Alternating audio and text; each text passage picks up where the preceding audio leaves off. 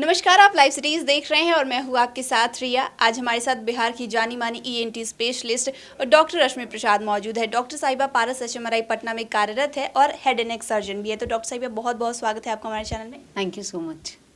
आज हम इनसे जानने की कोशिश करते हैं, जब किसी को आंखों से पानी आने की समस्याएं होती हैं तब एक ईएनटी डॉक्टर से कब सलाह लें? अगर आपकी आंखों से पानी आने की समस्या है तो आपको ईएनटी डॉक्टर से भी सलाह ले सकते हैं। इसका कारण ये है कि कभी कभी एक आंसू की जिससे हमारे आंख में आंसू बनता है उसे लैक्रिमल ग्लैंड बताते हैं। मैं आपको इसको थोड़ा एक्सप्लेन करना चाहती हूँ। ये जो फोटो में आप देख रहे हैं ना, वो हमारा आंसू का थैली है जिसमें आंसू बनता है। और जब हम लोग के आंख से आंसू आता है तो ये एक ऊपर का एरिया है और ये एक नीचे का एरिया है। यहाँ से ये आंसू निकलता है, ये ऊपर से जाता है और ये नीचे से जाता है, और एक कॉमन आंसू की थैली होती है जिसे लैक्रिमल सैक कहते हैं, और ये नीचे से आके ये नाक के अंदर से जाता है। जब कभी इस थैली में ब्लॉकेज होती है तब भी ये वाटर बैकफ्लो होके पानी बाहर की तरफ आता है और पेशेंट कंप्लेन करते हैं कि उनके आंख से बार बार पानी आता है। तो जब पेशेंट को इस तरह की समस्या है तो वैसे केस में आप एक ईएनटी डॉक्टर से सलाह ले सकते हैं। इसका कारण ये है कि अगर आप एक ऑफ्थेल्मोलॉजिस्ट की सलाह लेंगे तो वो जो सर्जरी करते हैं वो एक्सटर्नल सर्जरी करते हैं।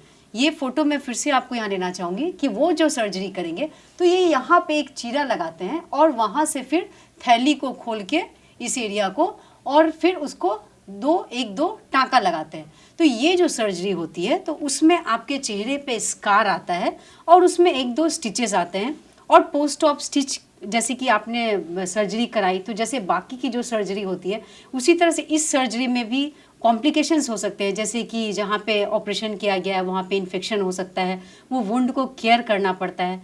पर अब मैं ये बताना चाहती हूँ कि अगर आप एंडोस्कोपिक सर्जरी कराते हैं किसी ईएनटी डॉक्टर से तो हम लोग क्या करते हैं वो मैं आपको बताना चाहती हूँ। हम लोग नाक के थ्रू एंडोस्कोप जाके ये जो आंसू की थैली के ऊपर की जो हड्डी है उसको हम लोग निकाल देते हैं। इस आंसू की थैली को खोल के मार्सुपेलाइज कर देते हैं, मतलब ये थैली पूरी खुल जाती है। तो फिर ये जो ड्रेनेज सिस्टम है वो बहुत अच्छे से नाक से चला जाता है। तो इस प्रोसेस में मैंने कहीं कोई बाहर चीरा नहीं लगाया, मैं नाक के थ्रू एंडोस्कोप करके जाती हूँ और एंडोस्कोप के थ्रू ये सैक को ओपन करके ये जो डक्ट का जो ऑब्स्ट्रक्शन है इसको क्लियर करके ये एरिया पूरी तरह से क्लीन हो जाता है। तो इससे क्या होता है, ना तो पेशेंट को किसी तरह का पोस्ट ऑप कॉम्प्लिकेशंस है और ना ही इससे किसी तरह का चीरा लगता है, और ये एक टोटली स्कारलेस कॉस्मेटिक सर्जरी है। तो मैं आपको एक पेशेंट के बारे में बताना चाहती हूँ जिन्होंने ये सर्जरी करवाई है। आप उनसे बात कर सकते हैं और वो अपना कुछ एक्सपीरियंस आप लोगों से शेयर करना चाहते हैं। तो आज हमारे साथ मरीज भी हमारे साथ जुड़े हुए हैं। सूरज कुमार नाम है इनका, और इनको हम जानने की कोशिश करते हैं कि इनको जो ये समस्याएं शुरू हुई थी ये कब से शुरू हुई और इन्हें कैसे लगा कि अब इन्हें ईएनटी के डॉक्टर से दिखाना चाहिए, और किस तरीके की समस्याएं इन्हें परेशान कर रही थी। एक्चुअली मैम 2 साल पहले मेरा एक्सीडेंट हो गया था। उस केस में मेरा क्या होता है, नक्जरी बोन जो मेरा पूरा फ्रैक्चर हो गया था, और वहाँ पे नक्जरी बोन फ्रैक्चर होने के बाद जो कुछ होते हैं जैसे कि मेरा आंसू नली ये वाले थे, ये मेरा जाम हो गया था। और इसको जब जाम होने के वाले तो मैंने आई डॉक्टर के पास गए तो उन्होंने बताया कि आपको बाहरी चीरा लगा के और इसको चीरा लगा के मैं उसको एडजस्ट कर दूँगा ताकि जो भी हैं आपका जो आंसू नली है उसका परेशानी आपको दूर हो जाएंगे।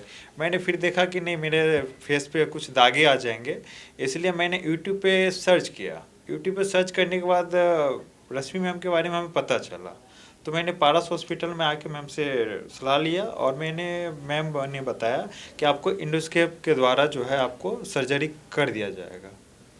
और जो कि मेरा कल ही सर्जरी हुआ है और अप्रॉक्स में 4 बजे के बाद मैं एकदम फाइन हूँ और अभी कोई तकलीफ नहीं है हमें। तो अब हम लोग इलाज के बारे में भी जान लेते हैं कि डॉक्टर साहिबा इसके जो इलाज है वो क्या है और किस तरीके से किया जाता है। इसका जो इलाज है उस सर्जरी का नाम है एंडोस्कोपिक डीसीआर। बेसिकली ये जो डीसीआर है, डीसीआर इज़ डैक्रोसिस्टोराइनोस्टमी, मतलब ये जो आपका जो सैक है इस सैक को खोल देना इज कॉल्ड डीसीआर। और क्योंकि हम लोग इसको एंडोस्कोपिक विधि से करते हैं तो दिस इज़ एंडोस्कोपिक डीसीआर। तो अब आप सोचिए कि इसका फ़ायदा क्या है। इसका फ़ायदा ये है कि आपके, जैसे कि आपने पेशेंट से सुना, इससे आपके चेहरे पे किसी तरह का कोई भी चीरा नहीं लगेगा। ये टोटली कॉस्मेटिक सर्जरी है। इसके post op complications almost zero हैं क्योंकि मैंने एंडोस्कोपिक तरीके से वो जो सैक को ओपन कर दिया और उसके बाद उसके आंसू की जो थैली का जो रास्ता है, ये एरिया जैसे कि आंसू का ऊपर से और नीचे से ये जो जाके जो ड्रेनेज होता है, ये पैसेज मैंने पूरा ओपन कर दिया।